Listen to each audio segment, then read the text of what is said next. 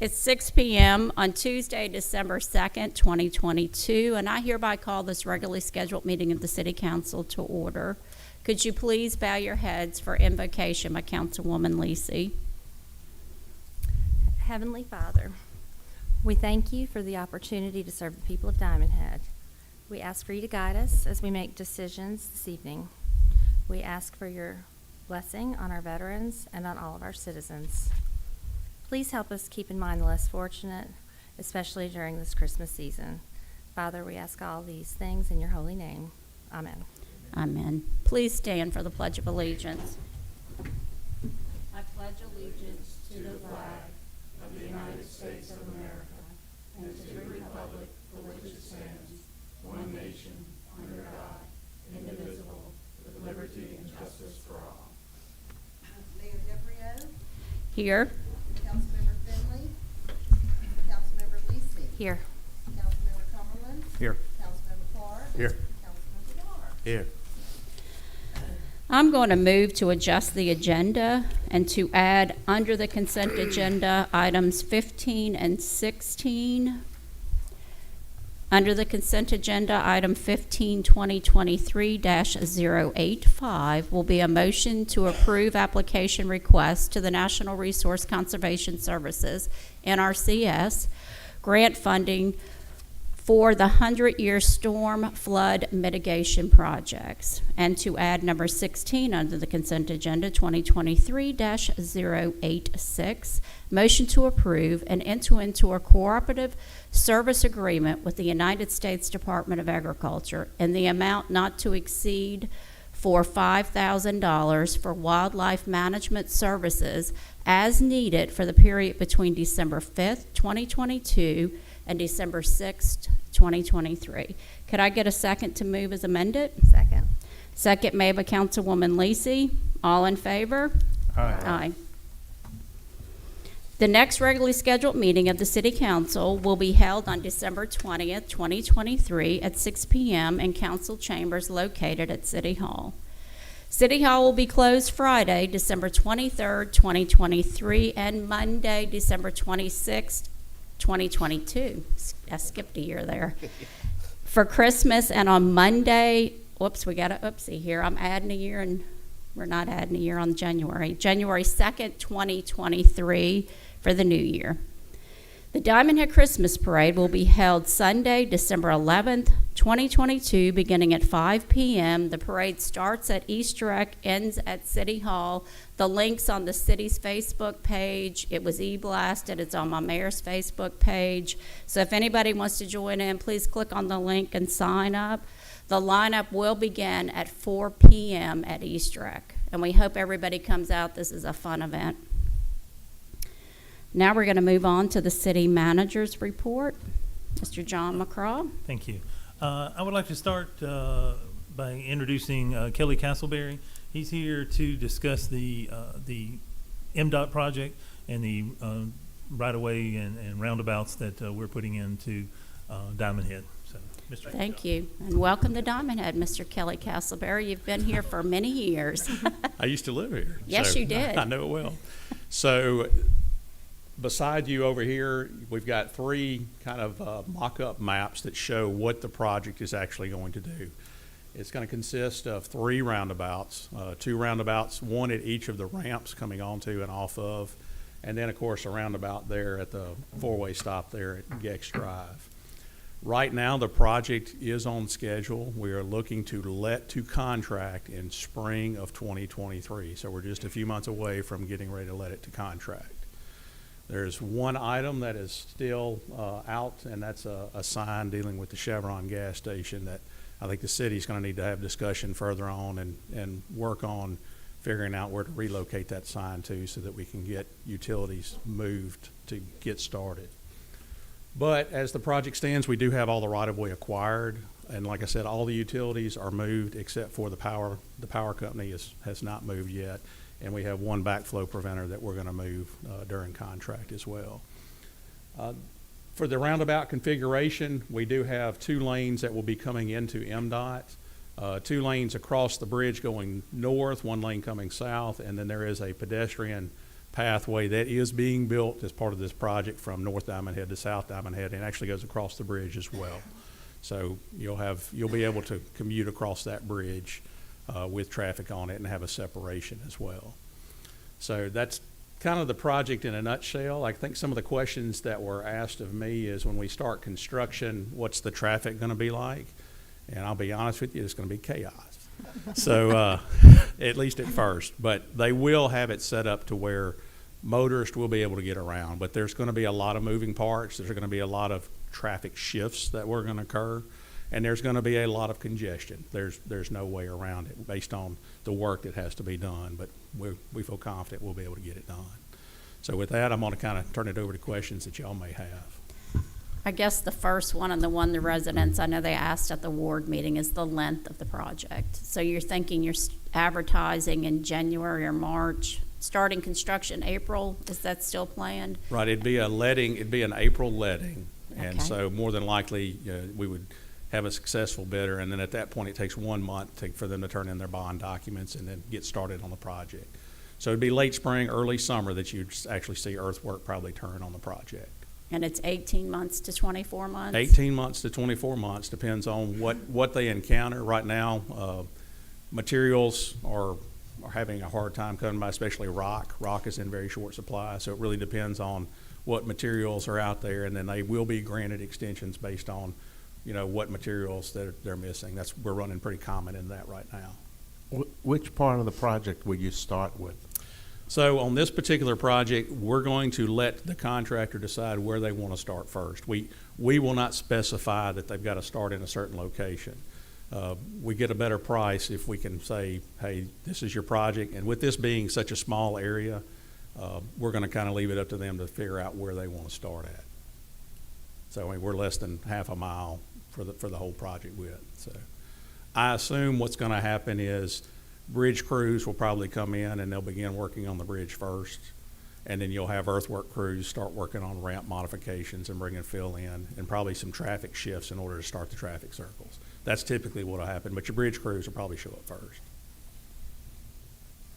Is the relocation of the utilities included in this project, or are you coming in before that? Now, the relocation is before we let it to contract. Okay, so we need to get busy on the sign. And when are you starting on that? On the, Relocation of the utilities, and I'm assuming you're taking all the existing utilities that's in the current right-of-way, moving them out right, to very close to the edges of the new right-of-way, so that if you need growth in the future or expansion, you're ready to go. they'll be within 5 foot of the right-of-way line. That's That's very where we're going to close. put them. And Okay. right now, we've got contracts and we've got work lined out with except the power company, and the power company is waiting on that one resolution that we talked about earlier. The sign? The sign, yep. The power company's gonna have to be at that location where that sign's at. So there'll be an overhead line in that location. So that's holding the project up now, or? It's not holding it right now, but it could become a problem if we don't come to a resolution here pretty quick. Okay. Are you thinking it's going to be a daytime project or a nighttime work project? Most of this is gonna be daytime. Daytime. I mean, we're not gonna specify nighttime work. There'll be enough lane shifts that'll be put in there that they'll be able to work. There's just, you're gonna have congestion, no way around it. There will be congestion. What other questions y'all may have? Can I ask a question with Orion Planning, they had median grass, trees, and so forth in there. Is that still included? Because it looks like you have mostly concrete in between, We do, so or is that just? we'll be glad to talk to the city on that. What we have found out is most of the places where you have a very skinny median like that and they choose to put grass or vegetation in, 2 years later, they're tearing the grass and vegetation out and they're putting in some type of hard surface because it's collecting cigarette butts and litter. And then the city forces have to go in there under traffic and try to mow that. I had asked if we could do just specific areas, not the whole thing grass, Right. but just do where we can put trees, and not high tree. We know we have to keep a low profile, but our landscaping with Orion Planning on the Gateway showed smaller plants. If we could do cutouts and we're And not we- asking a lot, just cut out Yeah, a little area so we can put some greenery. I think we can work with that. Of course, you know, we're showing a concrete hard surface more than likely. I mean, we've got it set up to be some kind of stamped concrete pattern, like a herringbone or brick or, you know, stone matrix, something like that aspect is typically what we'll put in for that hard surface. But we're open to doing cutouts as well. We just have to be careful with what vegetation we put in there. We're gonna want it to where if you had a small car and that small car's pulling up, they're able to see on that other side what's going on. And your businesses are gonna want them to see as well. That's gonna be one of your complaints if you plant anything too big, is they're blocking sight view of the business. So if we had short little planters, okay. And if we're able to do that, and I hope that we are, so when do we need to let y'all know about that? So- We can, when the project gets let, that's gonna be one of the last things that gets done on the project is that median. So we have some time to So figure there's, that out? right, Okay. there's some time to talk about that. How much space is in that median? It varies. When you get up close to, I'd say in between the two gas stations, you're probably talking maybe 8 feet from back of curb to back of curb. So, I mean, it's not a lot. To us, that's a lot. I mean, I'm envisioning a lot of plants in 8 feet, Kelly. I hate to tell you, but I am. I mean, that is a great area for us to be able. Right. And I have seen on projects with 8-foot concrete medians, they tend to collect all the street things that people accidentally let fly out their window, more so than when you have it beautifully landscaped. Well, if you've got it landscaped, you got to maintain it, and that just means your maintenance crews will be out there picking all that stuff up. So, We I mean, have a wonderful we're man open. that does that. He's sitting right over here in the blue shirt. You also have to add irrigation at that point too, before that too. Yeah, Yes. you'll have to have irrigation put in, and we'll need to know that pretty quick. That's So, what I was wondering, yeah. yeah. We need to get on that, because I know I know I've brought it up to you a year ago But- that we thought we'd wanna, and we need to keep on that. But yeah, we're open to that. The concrete hard surface that you see in the actual circle, now those will be concrete hard surfaces because that's the trailer, that's for tracking of semi-trailers. The trailer is expected to jump up on that concrete surface. That's how they're designed. And then in the middle of the roundabouts, we'll allow plantings in the middle of them, but we don't want anything that's just too extravagant that blocks sight distance. You got to be careful what you plant in that middle. So you can have flower beds and things like that, but nothing that's, like I said, if you're sitting in a small car, Right. you want to be able to see what's coming around the other side. Sir. Can you mention, and I know you've already mentioned this, but can you mention coming from Gulfport, so let's say you're traveling westbound and you turn off onto Diamond Head exit, you have a separate lane there that you can turn up and turn onto West Aloha without going around the roundabout. I think that's important for residents to know you've got an alternate. Right. It depends on which direction you're coming. A lot of the right turn movements will preclude you from actually having to actually get in the roundabout. You'll have kind of a free right to make that movement and come into town as opposed to getting into the roundabout. If you have somebody that's unfamiliar with the area and they don't know that, they can get in a roundabout and they can still access that aspect. But we do have some bypasses built in to help move traffic through. I mean, the purpose of us putting the traffic circles in is they move a lot more traffic than a traffic signal does. I mean, a lot more traffic. And try to alleviate the backups. Of course, y'all know the backups on the interstate for having to close that off and getting ready to come down. This will help alleviate that because we have a dual roundabout at that location. It's 2 lanes that will be coming out of that location. All right, is there any other questions? I have one more question about the multimodal path. Okay. Where does it end on the north side? It'll terminate right there at that driveway coming into that gas station and the restaurant that's right there. The That's where- Waffle House? Waffle House, yeah. It terminates at that driveway. Okay. Well, Kelly, we can't thank you enough for your hard work. You've been working on this a while, and we We have. greatly appreciate it, and we cannot wait to see it come to life in April. I'll give you an update on a couple of other projects that we've got. We have submitted for a grant on I-10 to widen Interstate 10 from Wolf River to Diamond Head. They were supposed to make announcements in November. They have not done that, so we're still waiting on an announcement. So we're hopeful that we get a grant for that. If we do get a grant, that project will start pretty quickly as well, widening Interstate 10. And if that's the case, that's when the sound wall is in that project, as well as a pedestrian pathway on the backside of that wall. That was part of y'all's main city aspect. That'll be so nice. So we'll wait and see if we get the grant. That's the big if right now. And I know that sound barrier, we've been talking about that for a while, is Right. it's greatly needed on all those residents that live up against I-10. So, Any other questions for MDOT? Why we do stuff the way we do it? So for 2 years, it's going to be a lot of stress, a lot of traffic, but at the end, it's going to be worth it. It'll be, at the end, nobody's gonna remember Remember. all the congestion. They'll be glad that it's done and they'll move on, so. Will during this 2-year period also be the widening of the bridge on Menge at the same time? So we issued the Bucky's permit yesterday. So Bucky's now has an official permit to begin construction on their site. So more than likely, they're widening of Minge, that they're not gonna just widen it. What they're gonna do is it's gonna be a dual phase bridge. They're gonna build 2 new lanes, and then they're gonna tear the old bridge down and tie, it's gonna be pretty much a 5-lane bridge that goes in at that location. And that's done by the contractor of Bucky's. That's not done by MDOT. That's right. MDOT is, we issued a permit. I think the Harrison County has provided funds to help facilitate the infrastructure improvements. But Bucky's is hiring the contractors to do that so they can speed that process up. So they're looking at 18 months. They're looking at an 18-month project. June of 23 is when they hope to be through.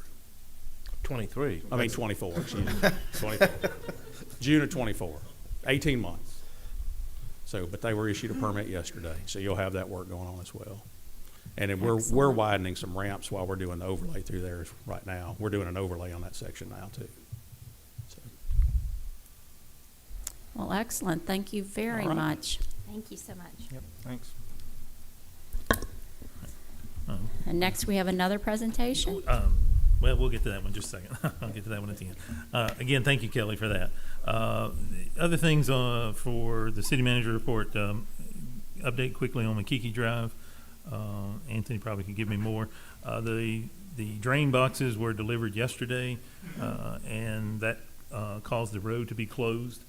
They will be working now on digging those out, removing the current culverts that are there, and putting in these new drain boxes. Just got a call and spoke to the water and sewer.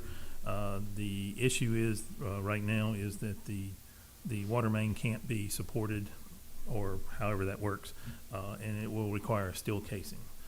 So that may be something we have to go back and do some more engineering for, and it could require another change order. So we'll have to wait and see how that one works out.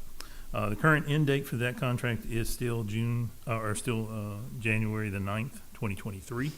So we're coming up close to the end of that contract. So we'll have to hopefully get some work going pretty quick and get that finished. The Twin Lakes Park / dog park, we're meeting with the engineering firm on Thursday to review the final cost estimates and determine any final changes that may be needed for that project. Once all that's determined, we'll try to hammer down a date for advertising, and I'll bring that to you guys at that once we got that to advertise for that project. Phase 4 paving has still been demobilized as they're waiting on the other work to be done up around the Bayou Circle area. So that one's just being put off right now. The current project has ended as of December the 3rd, so we'll have to get a change order to extend the time. Unfortunately, nothing to do with the contractor or the engineers, just we're waiting on water and sewer to finish the project they have up there, so that they don't have to cut brand new road that we put down. Christmas on the Town Green was held on December the 1st. We had probably anywhere between 300 and 400 residents came out, enjoyed themselves. Everyone had a great time. I think it was a wonderful event for everyone to be a part of. The Bayou Drive Kayak Launch, the bids were received this week. We opened them. We've got to just review them and review the budget as well to determine moving forward on that project. So hopefully I'll have something to you guys at the next council meeting. The NRCS grant that you guys have on your agenda tonight, we met with a gentleman today. We walked around and looked at several different projects, and so that's why this is coming to you so late today, because we were trying to move forward on this Public Law 566 project. We're looking at mostly it's going to be flood prevention issues, and currently that is at 100% handled by NRCS, so the city wouldn't have any cost to that. Any erosion control or other issues would probably be in a 75-25 match, so we've got to determine exactly how much the whole project's going to be and get back to you guys on that. So get ourselves in the loop and see where we go forward from there. The last thing is the Hilo Way project.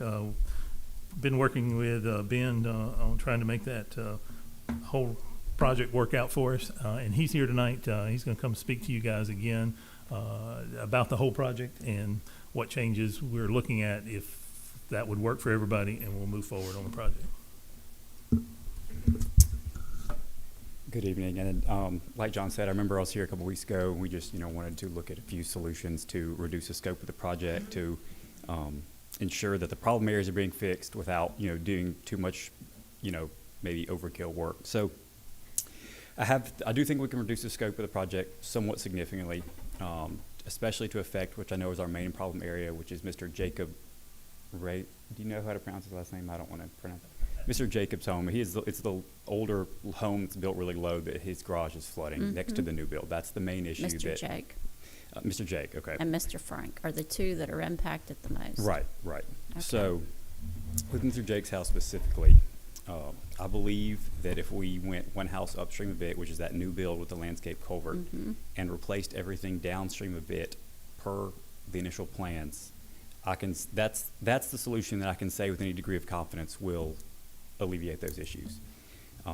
If the desire of the council is to just affect as few residents as possible, I do believe we can make some modifications to Mr. Jake's front yard with, still within the right of way, nothing significant to his yard, but widen his ditch, install some larger culverts, et cetera, that'll almost form, it will form somewhat of some storage. So in any rain event, he will have water backed up in his yard, but I think we can contain it in the yard. Now, and again, I can't say that solution will absolutely never cause his garage to flood again. Anything past, greater than a 25-year storm or anything like that. But with, I believe that will absolutely help. So, that's the easiest solution, or the most minimally invasive solution. But what my professional recommendation would be is to start, again, one home upstream of Mr. Jake's, which is that new build, and replace the culverts downstream per plan. But again, that cuts the scope of the project roughly in half. So that's from the original. eliminating replacing all the culverts upstream that we didn't have a problem with, and Right, downstream. right. And we know we have a problem downstream. Right. Is that going to fix Mr. Frank's yard? So Mr. Frank's, he's the one that's on the corner on the north side. He is right on correct? side of the new build. So there's the new build, and there's Mr. Frank and Mr. Jake on either side.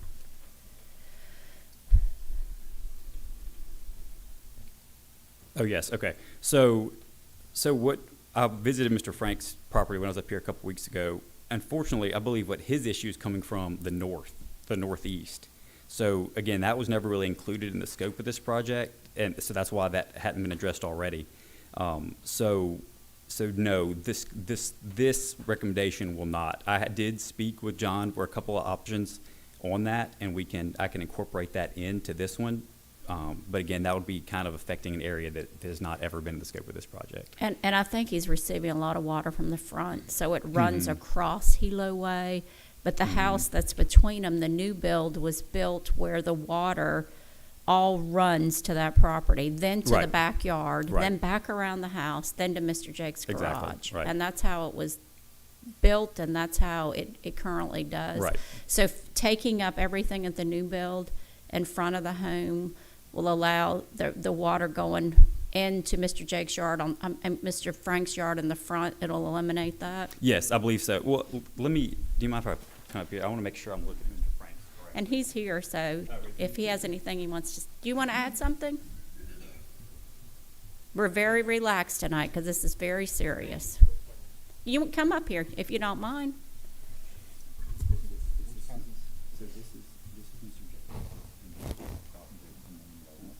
So there's Mr. Frank. Oh, okay, okay. I was referring to this one here. Okay. He's right here. Okay. So, this is my house here. Right. Mhm. This is Eileen's house, Right. and this is Mr. Jake's Exactly, house. yes. So this house was built after I moved in, okay? So, one of the city personnel, Ron Jones, issued a CO knowing that this property was flooding. And what had happened is, so this is a problem that's been ongoing for about 2 years. The water comes down the block. They have a ditch in my yard, the ditch is about this high. It's wide, you've seen it. Right. Fills completely up, overflows over the culvert across Elaine's lawn into the street, and then all the way around and flooding back. Right. So yes, so absolutely, I'm sorry, when I was referring to So it's- outside of the scope of the project, I was for this property here. It's the house. Yes, And we just absolutely. know their names, not their house number, Well, so I know we put you on the we do spot have some there. names on here, but Okay. it's from the tax map that they could have changed and maybe some Okay. from first names are different from, but no, I understand. I'm with you. Okay. I understand where you are. So how many houses are you talking about? Thank you, Mr. Frank. How many culverts are you talking about? So in this revision, there'll be 6 culverts. 6 culverts, but 2 of those 6 are one property that has a looped driveway. So 5 residents. And how many did you eliminate upstream that wasn't causing an issue, or we had any complaints about? 5. 5. I have one question, because you said you were looking to make it for a 25-year event, Yes. but I thought we had passed as a council that anything going further into the future, we wanted for a 100-year event to be, because we just feel that the increase in rainfall is going up. And so what would it take to make it for a 100-year event versus the 25-year event? No, I totally, let me, if I misspoke, my recommendation of upsizing everything downstream of Mr. Jake's is for a 100-year event. 25-year event statement was if we make these small remedies to Mr. Jake's yard, I can't promise that will, improve anything larger than a 25. But yes, the improvements of upsizing all the culverts are designed for a 100-year storm. All So culverts what- meaning 10 or just the? It originally all 10 or 11, but same goes for the 5 in this revision. Now, since we've awarded the contract, how do we move forward with moving forward with just everything from Mr. Frank downstream? It's a unit price contract, so we can Okay. reduce the price of the contract based off the units we remove. Oh, okay. Any questions to my left? Any questions? This affects these people right here. I think we have, how many people do we have to speak on Hilo Way? Just two. Frank Mallow and Gerard Warren. So, give me one second. Mr. Frank, did you say everything you needed to say? No, I did not. Okay, well, why don't you come up, and do you mind sitting, let's hear what they Sure, have to say, absolutely. and then we can get all of Hilo Way. Absolutely. Okay. We're a little bit out of order, but the people that are speaking about Hilo Way, we're moving you up right now.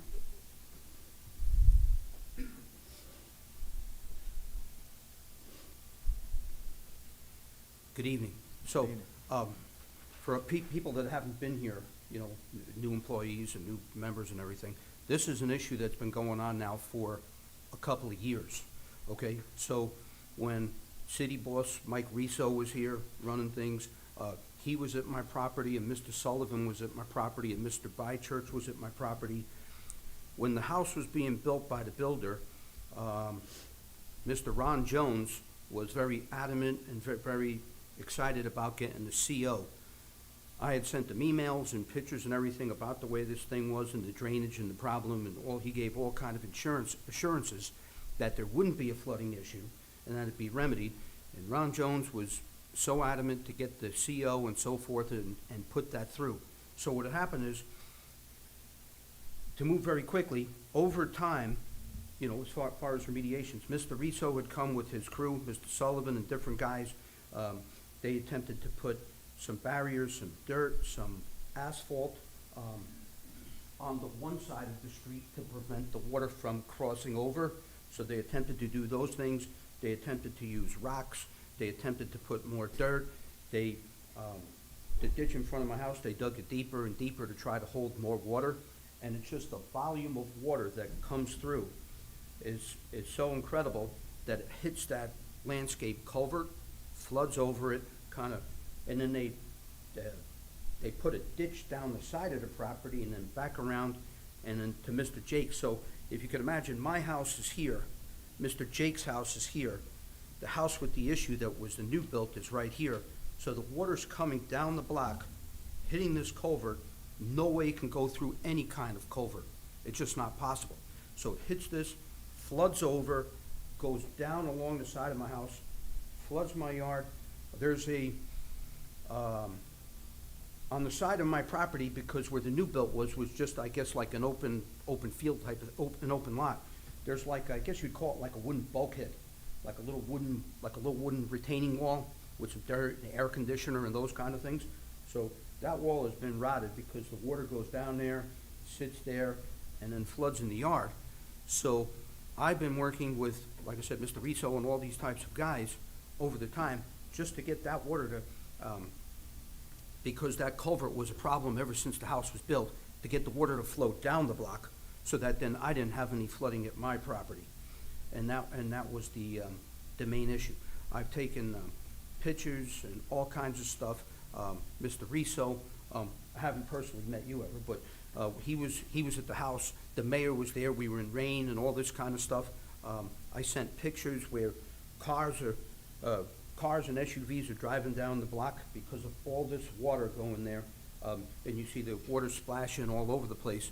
It's just a tremendous volume of water that can't be handled in the underground landscape culverts, at least at the point of where my property is. Possibly down the block, it might be a whole different issue.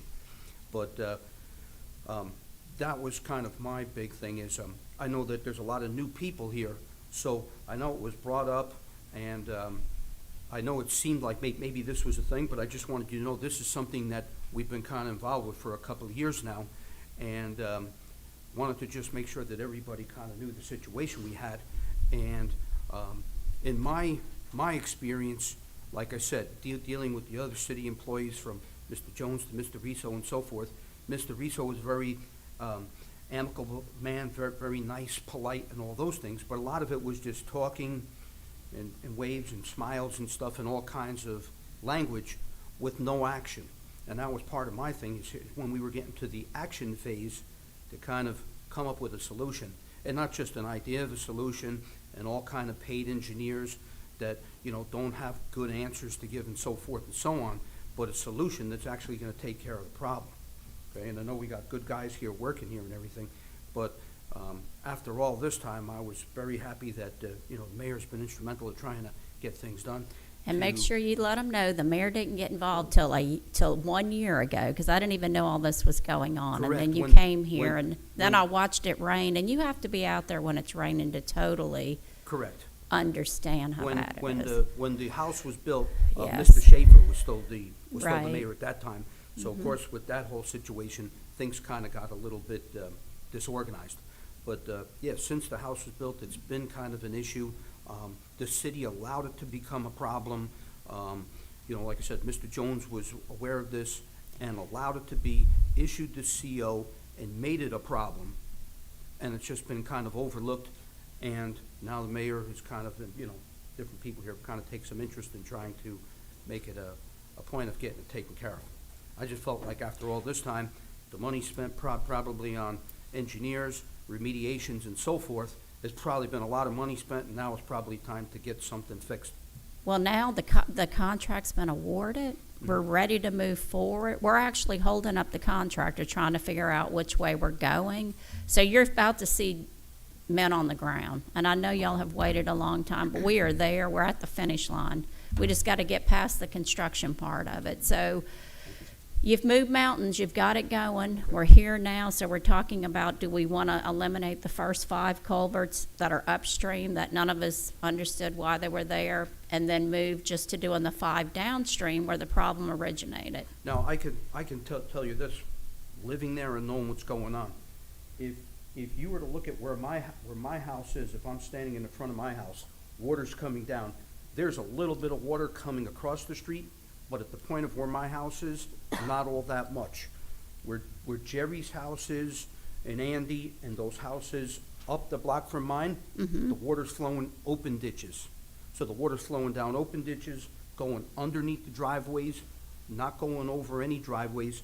It's when it hits that culvert that's in the landscape, it just goes over it. Those landscape So, culverts get us you know, all the time, but, especially when you they're know, undersized. So I just Okay. wanted to kind of give you an idea that it's at that particular point, that the issue is. Okay.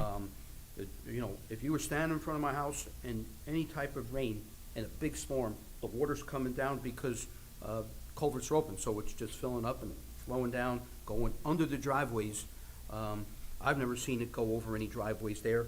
Of course, it hits that house, And then, like they said, Mr. Jake, his driveway and so forth kind of goes down and all, and then he gets collective water. So he gets water in the front, he gets water in his backyard, along with my backyard, because that water flows behind that house. So that's kind of, Okay. just getting the water So you down. agree with the plan that the engineer just represented? I would think that that would possibly be He something that could suggested a help. wonderful new revision. Okay, to Okay. try to address these problems. Mhm. Thank you. Thank you, Mr. Thank you. Frank. And who do we have next? Gerard Warren? Mr. Gerard? I'm gonna be quick because, after we all talk, Okay. I don't believe my home is going to be affected. I live on the corner of Hilo and Maui. the No, you're first not, home. but So I'd like to give my time to my neighbors. So, with that said, all right. Well, thank you. thank you.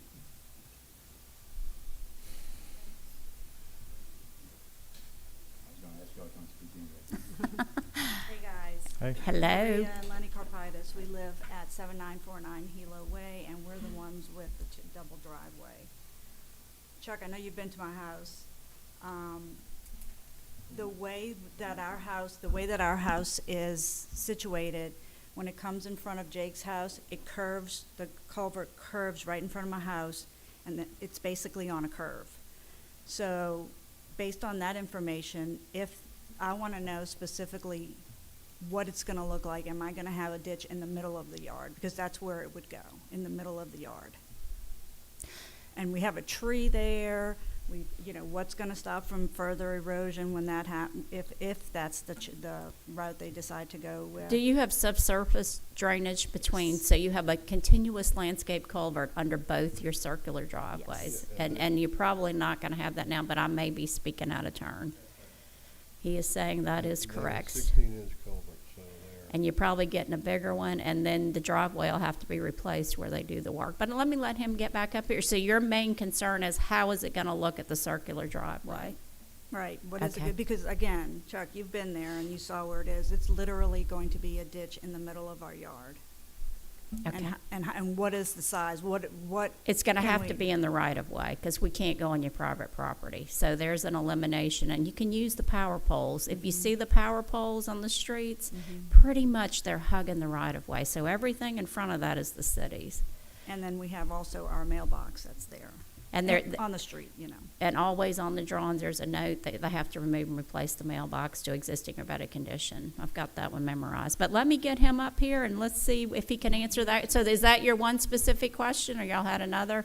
Well, I'm having trouble understanding why removing our landscape culvert will improve the situation. Okay, let's let him explain that as well. Okay, those are And two, It's a fairly new house, and they are, they're pretty good size culverts. okay.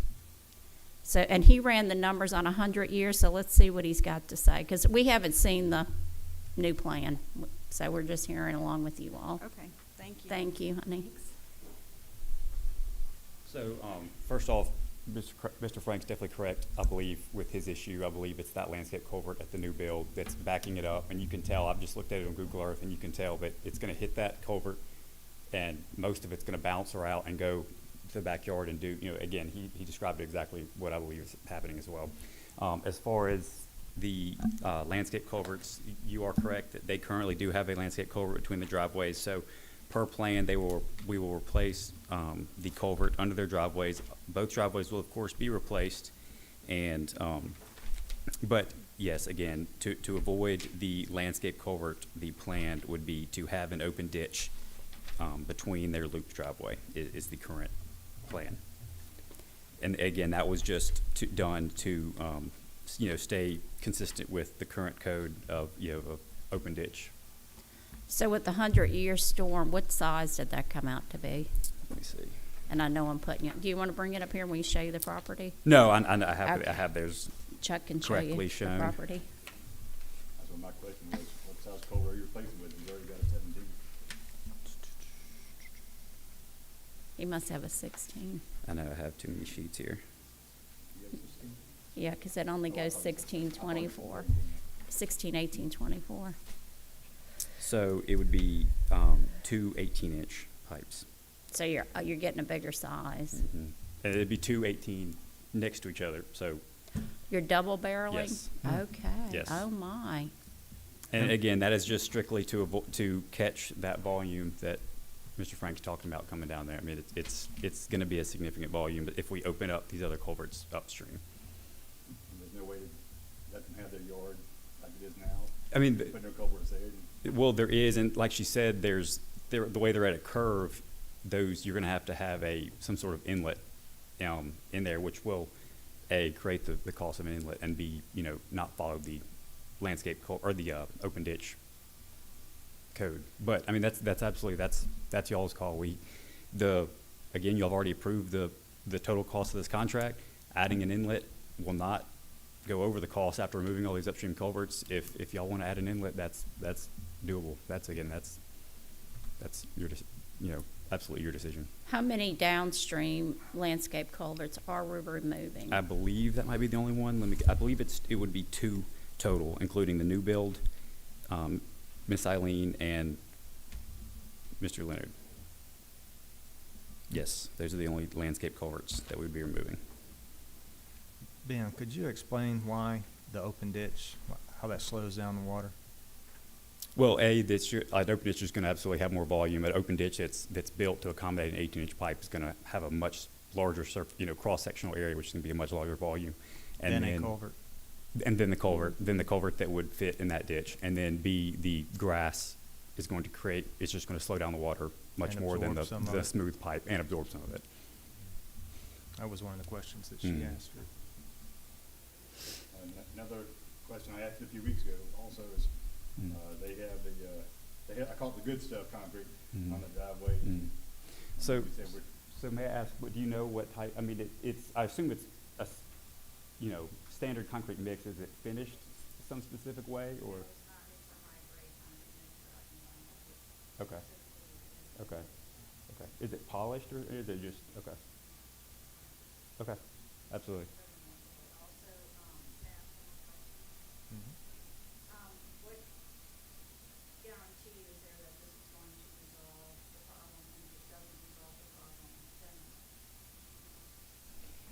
I mean, I can tell you that these pipes are more than significantly sized to accommodate the volume of a 100-year storm, which is.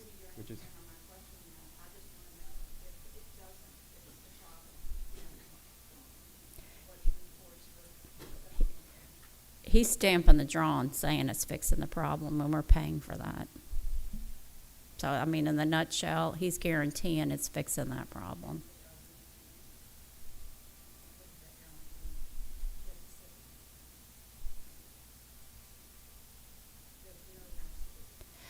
If an engineer, and this is gonna go to the city attorney, what happens whenever we get a project that isn't designed? Is that your question? Okay. We talk to the engineer, we figure out what our issue is, and we work it out and we get it fixed. That's right. What we're paying for is the fix. The engineer, he's using his experience and his stamp to say this is his best analysis of the problem and how to fix it, and that's what it is. So and he'll be inspecting the contractor to make sure it's done according to the plans. Then after that, we follow up. Absolutely. We don't. It's not the end of the story if it's not fixed. No, right, absolutely.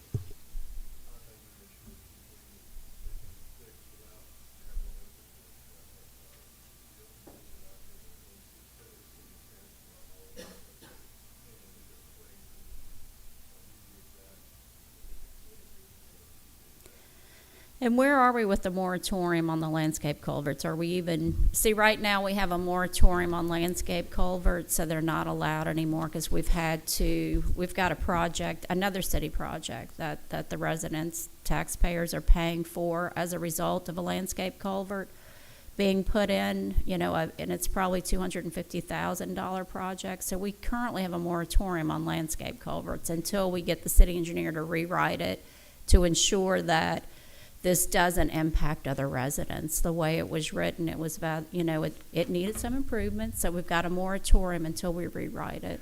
Yeah, the city was, and I didn't mean to interrupt, Mayor, I thought you were finished, but the city, was initially designed as an open ditch community. Mhm. And so, the city has just learned over time, and even before we became a city, a lot of the landscape culverts that we're dealing with now predate the city. Exactly. And that's one of the things that we've taken a look at when we issued that moratorium. So the council's taken no action to lift that moratorium, and the intent, as far as as I recall from the council, you all can change your minds, obviously, but is to revert to an open ditch community, and that to be the default as we move forward. And the city attorney is very correct. A lot of these were put in after Katrina. There were contractors, and I was here after Katrina. I mean, I watched it. They were just putting them in, some of them 12-inch with little plastic inlets. They're all over the place. And the amount of pervious and impervious has changed the dynamics on the drainage enough that we're seeing the impacts of that. So that's why it's open ditch. Absolutely. Any other questions? I live on Hilo as well, and well, evidently with this new plan, my properties aren't really being affected, but I watched this new house be built. Before the house was here, here's the root to me of the problem, as I see it. That house, that property was a deep hole. It acted as a retention pond. All that water that came kind of went there and then it started flowing out. They let the builder fill it all in. And I really had this little tiny culvert. I truly believe it can be fixed with a bigger culvert without all this other, I lived there, I watched it be filled in, I watched the water change. I truly believe without ripping up their culverts, that it can be fixed by fixing Elaine's property so that the water will continuously move and not back up as it did before the house was built.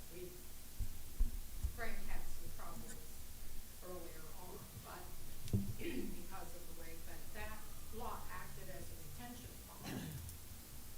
And once the builder filled that in, we could see the water on that side of the street starting to, and I didn't have any problems, and like Frank saying, they just kept trying to fix it.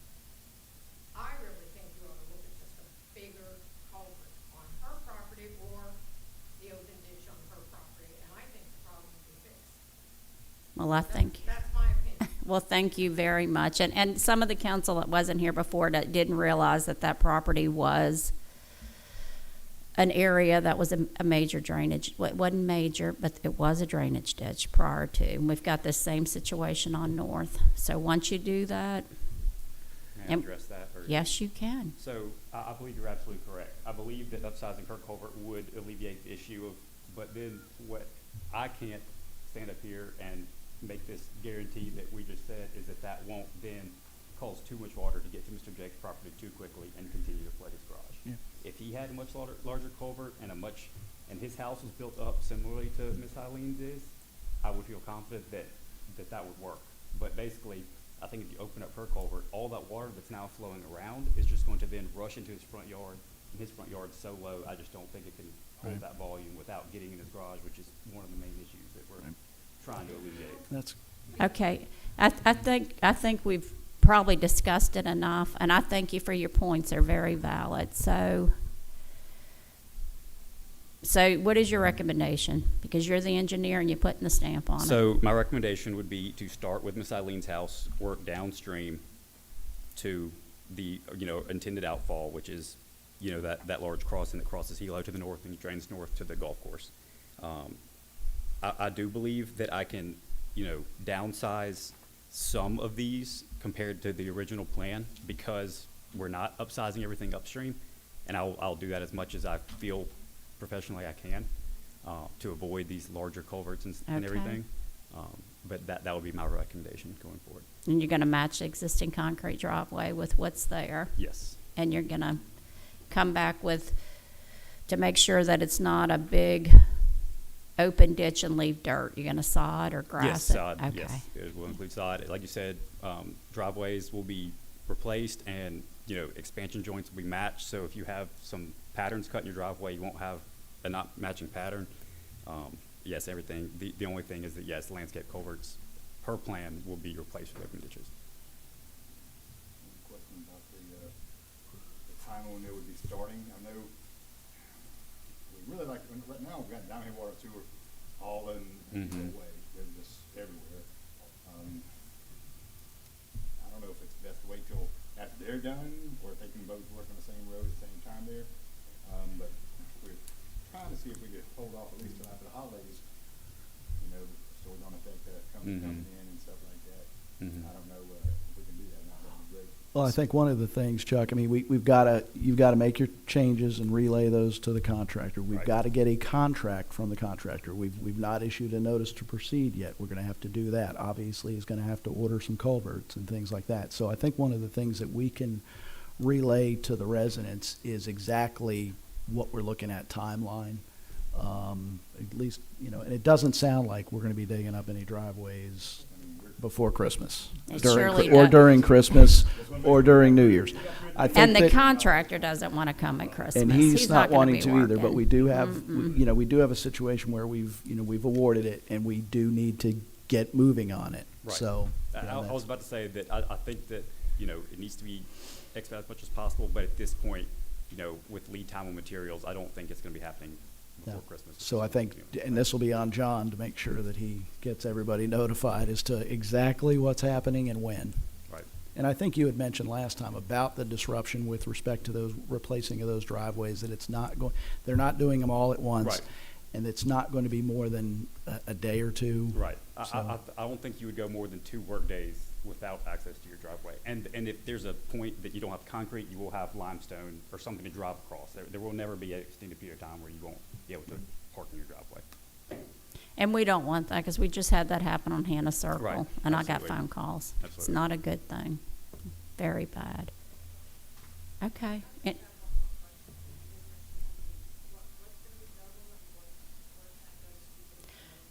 I'm gonna, do you mind meeting with the resident? Okay. Sure. You all sit and discuss this with him, and if you have any more concerns, email us and we will respond. Sure. All right, so we're moving right along to, any question from the city manager's report to my left? Are I you have- still doing your I report? have one more thing. Yeah, one more thing that Okay. I Well, didn't no know I que- had. But anyway, on the agenda tonight, we also have Jason Kenichi doing work on the ponds on the golf course, and that is looking at the dredging for those ponds to help with detention. That is the number 4 and number 12 on the Cardinal, and the number 6, 17, and 18 on the Pine. And these will just help, like I said, with the detention of water. We'll deepen them and have more surface area for water to be held on those ponds. And that's one by Susan Duffy's house? Okay, can you send me the map? I had sent an email about that. Mayor, I think it is. Yes, I it is. think That's one that we've Because that's talked the about one for that a long has time. silted in completely, and we've got major issues there. Okay, Is that on Turnberry? no. Okay, no. I Then- think it is, Mayor. The number 4 is on Turnberry. That's the very. Oh, yeah, that is. I go to that one. Yeah, I that's see the, that one. the Okay. par 3. So are you complete? Any questions to my left? Any questions to my right? Yes, along the same lines as the golf course ponds. I've been contacted by some people in my ward concerned about the runoff into the pond on Cardinal Hole 13. Is there something that can be done by the developer over there to kind of mitigate that? Because it seems to be just constant, Okay. construction. I can speak to the contract or the developer Okay. over there and see if they See if can they can do something. do some sort of erosion control blankets on that backside to That'd be prevent great that if they water could. from, or dirt from going down there. Thank you. And I have one question. I'd like to ask one. as Oh, well. you have a question? Yes, ma'am. Okay, let's go to John and then move to me. On the remediation on item number 13, do you have a time when you think that's going to start? That's the one that we just mentioned with all the retention ponds on the golf course for Kenichi? Not specifically. What he's going to do is the designing of, getting permits and everything that we need. We're probably, hopefully, depending on how sophisticated the engineering is, that this will be all done in-house by our public works guys and not have to be let as a contract. And I think that's going to be possible. I think that our guys can, with the equipment we have, will be able to dredge all those ponds. I think the permitting is gonna be the longest wait, but, Right. in As always. talking to Ben today, we talked about maybe getting a permit that lasts a little bit longer so that we can do this multiple times without having to wait each time. So that was a good point that Ben brought up. So that's something we'll be looking at. That's a year out. Thank you. Let's just put it out there, people. It's a year out. So we're not disappointed. We're a year away. And it's probably longer than a year because he's got to do all the topo and collect the data. Okay. But that's okay because at least it's moving. It's moving that way. Okay. The question I had was the typical, was that all your questions? I may have one more. Okay. What is it? The other two ponds that we have, the Lily Pond and the one on The Lemon I-10 Drive pond? East, Yes. yeah. Yes. What's our situation with that? Met with the engineer yesterday. He's over here. And we actually walked the site to determine laydown area of the sediment as it gets dredged out of the pond. Made those determinations yesterday, and he sent me this morning the contract or the bid documents that I'll bring to you guys at the next meeting. Probably 1st of February is my guess on getting started on this project. Okay. So the advertised to bid will be on the next agenda Yes. because I thought Yes. it was on this Well, one. I'm advertised, going to be, and I was excited till I read the agenda, and then I was like, darn. Yeah, we're looking at probably 23rd or so of January of opening the bids, somewhere in that date. I can't remember exactly. And then Okay. it'll be a couple of weeks. It'll be 1st of February sometime before we actually start the work. Excellent. Okay. Great, thank you. The only question I had was a typical street section on East Aloha. Remember, we were going to look at that and modify it. Where are we with that? The engineer is trying to get his contract approved as it is a MDOT grant. Is right? Is it MDOT? Covington for East Aloha, Phase 2. Once he does that, then once he gets his contract approved, then I'll bring that to you guys, and then he'll start that design work. But see, he's already got a contract to work on our new road going into the commercial area, the first 3,200 lineal feet. So he needs that cross section to work on that project. He hasn't already cut sections and done the whole project. Is he shaking his head? Yes. Using the current layout, the typical street section that we used on the other East Aloha. We've got a cross section for the commercial district. Mhm. That's cut. There's actually multiple cross sections because there's multiple. Right. widths. Can we look at that? Can you put that on the next agenda so we can look at the sections? We've had a lot of concerns with it being too narrow and then not having the parallel parking where it's so choppy. And I think yours was continuous. Was the new layout continuous, the whole 3,200 feet? Was it a continuous multi-mobile lane on either side? No, it depends. I mean, yeah, there's a multimodal lane, 10-foot multimodal lane on one side with a 5-foot sidewalk, and we have 7-foot sidewalks on each side. But they do have bulb outs at the intersections, those bulb outs provide, I guess, safe harbor for those parallel parked cars, so they're not getting sideswiped as cars make that turn on the intersection. So Okay. we would have bulb out curbing, both for an aesthetics reason, but also to protect turning vehicles. Well, can we see those cross sections at the next meeting? I'm sure it's only a few standard. You've already got the sheet done if you're cutting them. We do. Okay. We've also got roll-over curves at all the intersections to accommodate those truck turns, given the grades that we got from Orion. Oh, I love the rollover. We've got all those. We have some people making the rollovers at East Aloha now, and they're really not rollovers. Okay, all right. Can we do that, John? Can we do that thank you. Okay, all right. All right, let's move right along here. So, public comments, agenda items?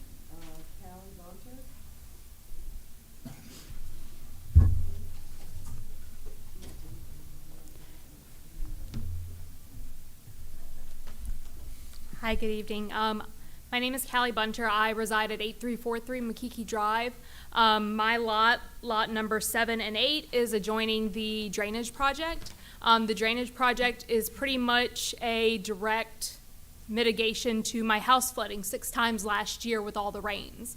In a 6-month time period, my house flooded 6 times. The water, I've lived on that area of McKeekee Drive since 1999. I was resident at 8351, and then in 2016, I purchased 8343. I have several concerns with this project, many of them that have not been answered, even though I've sent multiple emails to the mayor, the city manager, and also my ward councilman. I had a private survey done in August after I emailed you with my concerns about easements being encroached. And my suspicions were correct. On over 200 feet of my property, 149 feet from front to back and almost 50 feet side to side, has been encroached up to at least between 5 and 20 feet. It was brought to my attention by 2 different surveyors, surveyor for my neighbor and my own personal surveyor, that a survey was not done because there were no metal stakes at the property lines. So there was no survey done prior to this survey that I had done in August.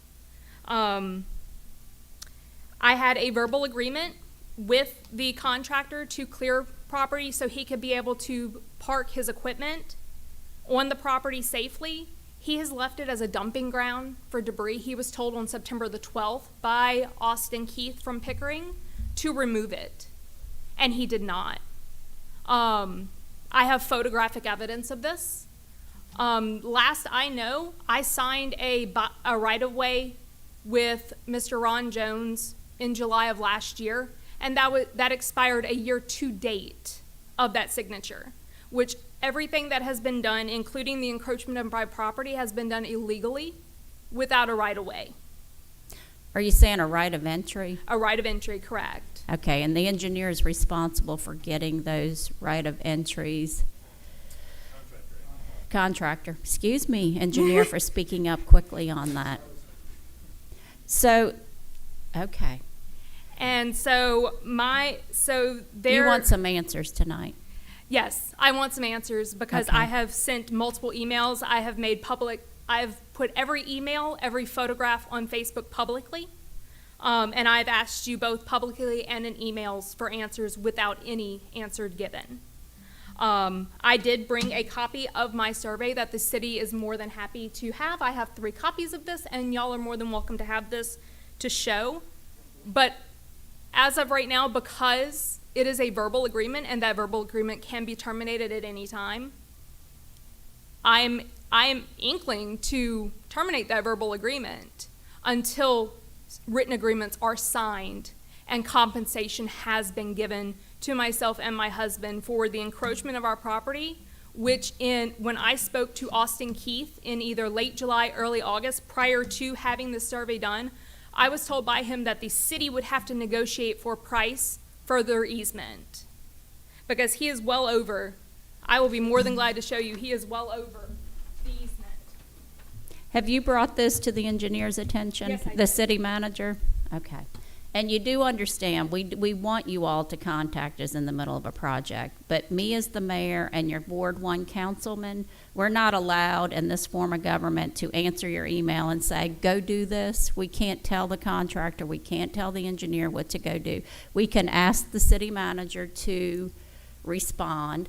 You know, there has been emails asking if you received the information, and we've been confirmed, told that you had been, but today you confirmed to me that you hadn't been. The only person I've received any updates from is Mr. Greer. And He and I have been in close communication the past several weeks since the beginning of November. Okay. And I've been told by the city and by the engineering firm that he can't come and work, that Jody cannot come and work because the dirt pits are wet.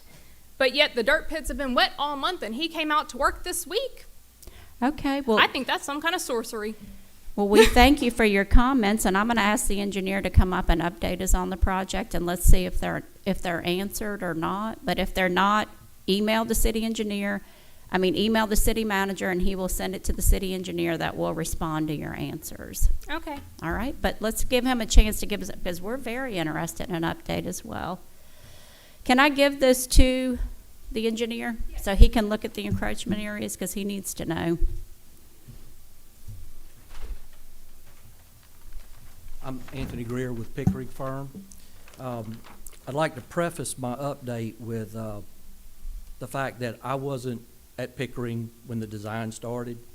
Tonight we had something on the agenda that was a consent agenda. Carol was actually planning on coming. She had a conflict, and because not knowing that Ms. Bunter was going to be here to discuss this, I came instead. So I can't really talk a whole lot about the design side, but I can assure you that both Callie and I have been in touch, keeping in constant touch with John as well. We will be looking at this survey. When she sent it before, it was in a link that wouldn't open on my computer, and I don't think that I was supposed to open it. When we discussed it today, she sent me the PDF, so I have it now, just printed it out today. So we'll be working toward finding any of possible encroachments.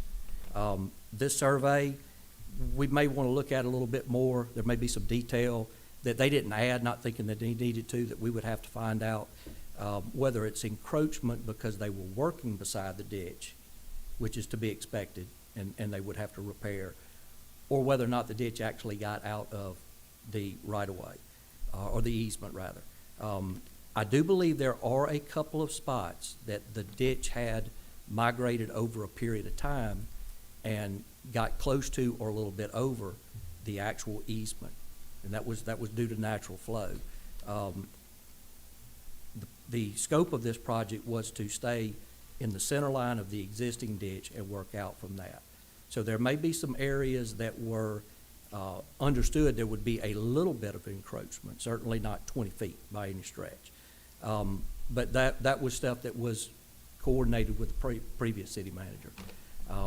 But as I said, any questions that y'all may have, we can get answers to you tomorrow.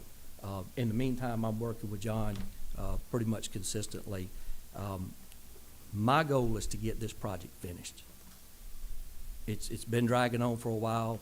When I came on board, kind of started helping Austin out a little bit on the construction side, and I've been pushing the contractor quite hard.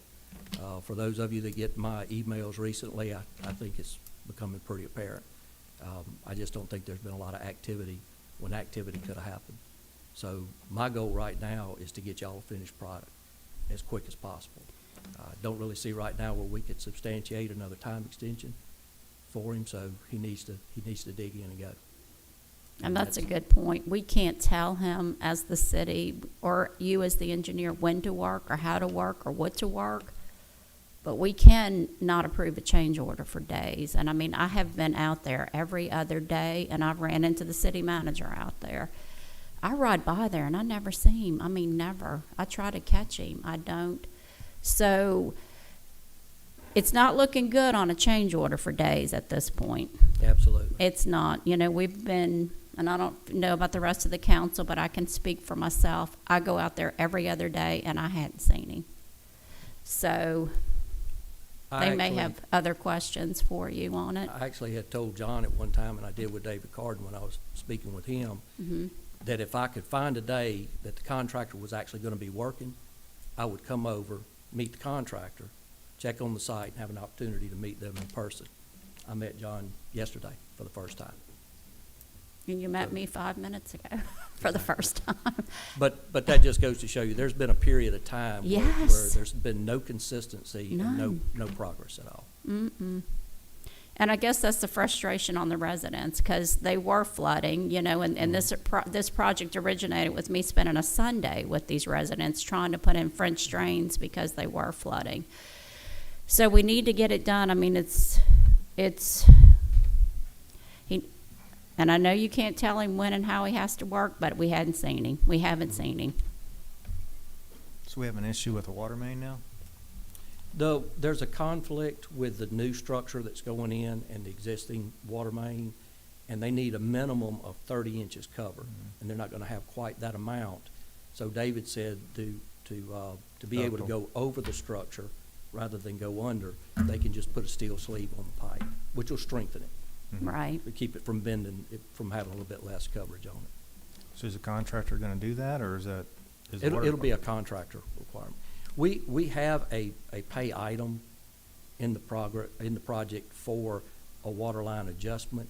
It didn't include a steel casing, but you take one to offset the other, and then maybe some other underruns we've had on other items. And it doesn't necessarily mean there'll be an overrun on the overall contract amount. So we're not gonna have to cut the water main, we're just gonna sleeve it? Well, he'll have to cut it to sleeve it, but it should be a pretty quick fix. Right. And all of that's being coordinated directly through the Water and Sewer District as well. It's running alongside the road, John, there. You can go look at the water markings, and we've got a culvert now sitting 6 inches below the asphalt. We're lowering that culvert, double barreling it really lower, and I mean, it was at the same plane as a water main. So they're gonna do a 45 up, put thrust blocks, go across and sleeve it across the top, then 45 back down. It's quite an improvement over what's there now. Mhm. Yeah. I guess my concern was that gonna slow down the project any? Or was that something they're gonna be able to do quickly? It shouldn't. It's something that should be reasonably. He's expecting to do that in a day. Okay. Okay, is there any other questions? Well, I also have another question, because there's many pieces to this project that are larger than the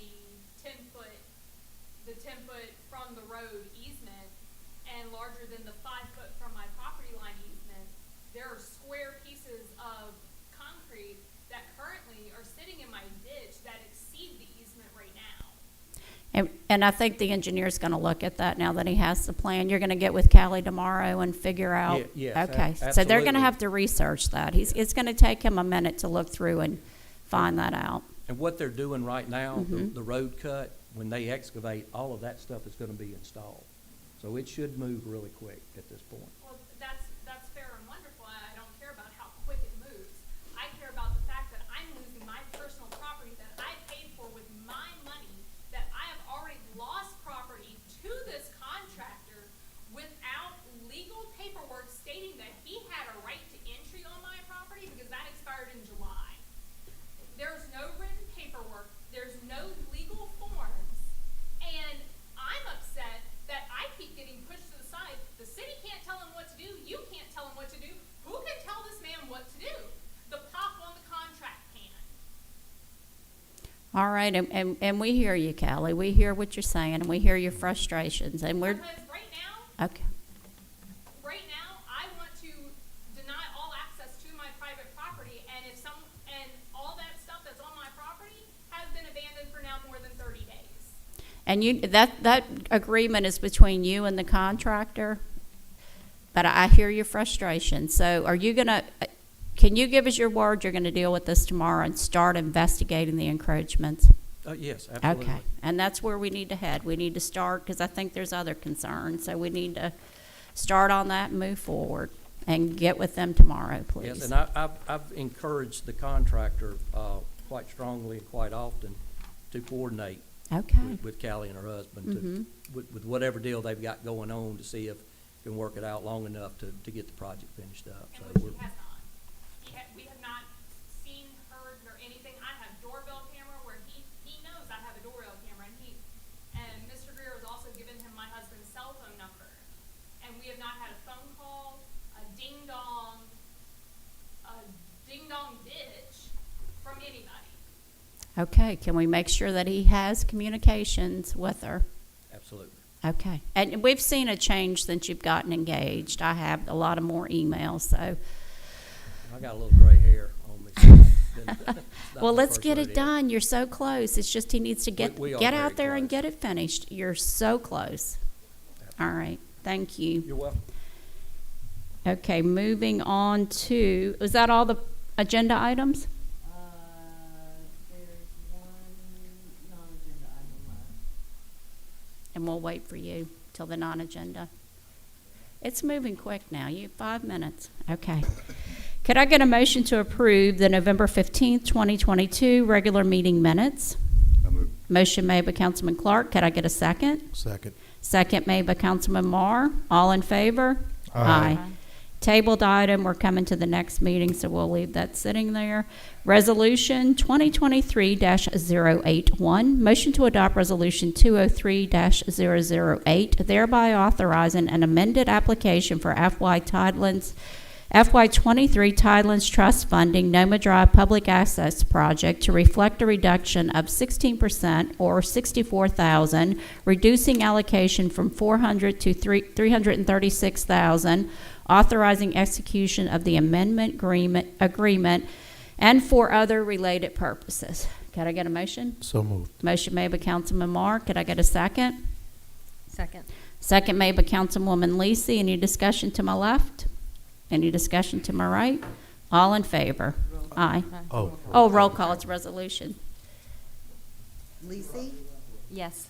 Cumberland, Yes. Clark, Yes. Marr, Yes. Mayor. Yes.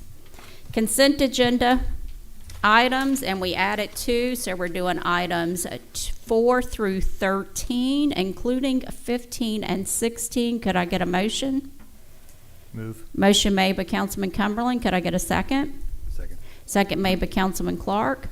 All in favor? Aye. Could I get a motion to approve the docket of claims DKT 23253, DKT 23254 in the amount of $180,057.78? Move. Motion made by Councilman Clark. Could I get a second? Second. Second made by Councilwoman Lisi. All in favor? Aye. Non-agenda public comments. We didn't have department reports. That's next week. Yeah. Bill Atkins. Okay. Good evening, I'm Bill Atkinson, 898 Carlisle Place. Last month, the council voted to approve a variance to allow Elliott Homes to construct a cul-de-sac of over 700 feet in length. The discussion regarding that was disappointing to me in that I believe that the first question that should be asked to those requesting variances should be, what is your plan B if we deny this variance? And secondly, why would Plan B be so substantially inferior to your variance request? Later that same meeting, the council voted to amend the ordinance to allow 750-foot variances, cul-de-sacs.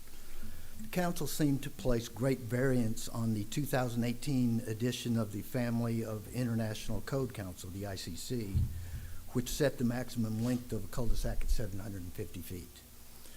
A corollary to that maximum length of a cul-de-sac, to me, is that would set a minimal level of fire protection that they feel is acceptable. Does the council really want to send a message that they will settle for a minimal fire protection for our citizens?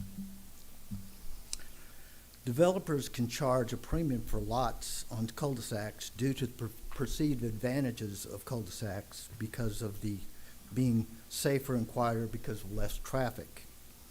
A 750-foot cul-de-sac with 20 homes or more greatly reduces these advantages.